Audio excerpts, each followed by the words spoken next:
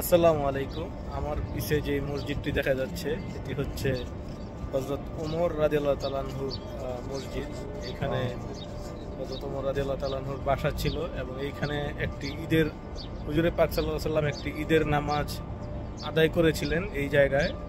তো তারপরে তুর্কির শাসনামলে এখানে একটি মসজিদ নির্মাণ করা হয়। এটি সেই ওমর। মুসলমানরা মক্কা থেকে ভয়ে পালিয়ে পালিয়ে হিজরত করত মদিনায়।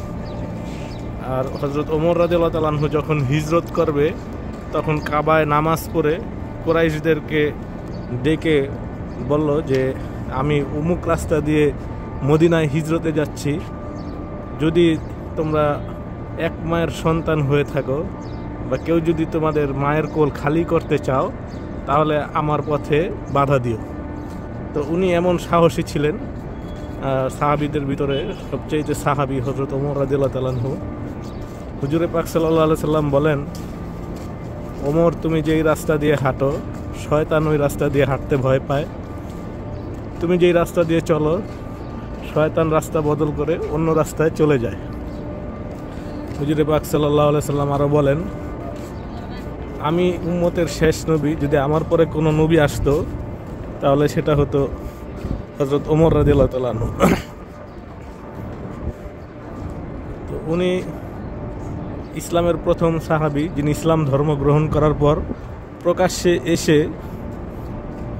কাফেরদের, বেদুইন কাফেরদের যারা কাবার রক্ষক ছিল তাদের সামনে এসে প্রকাশ্যে ইসলাম ধর্ম গ্রহণ করার কথা স্বীকার করেন এবং কাবায় এসে নামাজ আদায় করেন এবং বলেন যদি কারো সাহস থাকে সে যেন ওমরের সাথে লড়াই করে।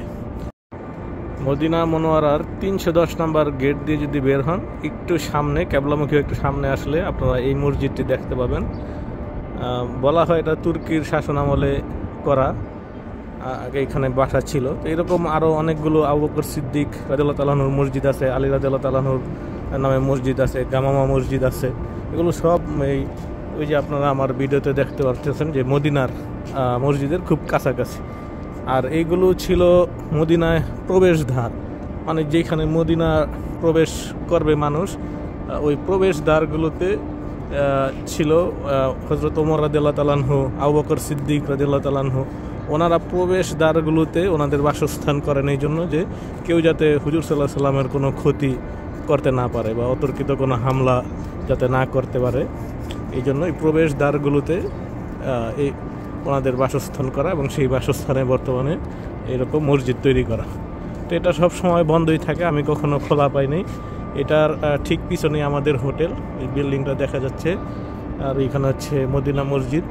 এখান থেকে মদিনা মসজিদ 100 মিটারের মতো হবে, আর এই মসজিদ থেকে আবার আমাদের হোটেল 100 মিটারের মতো। তো 200 মিটারের ভিতরেই আলহামদুলিল্লাহ আছি।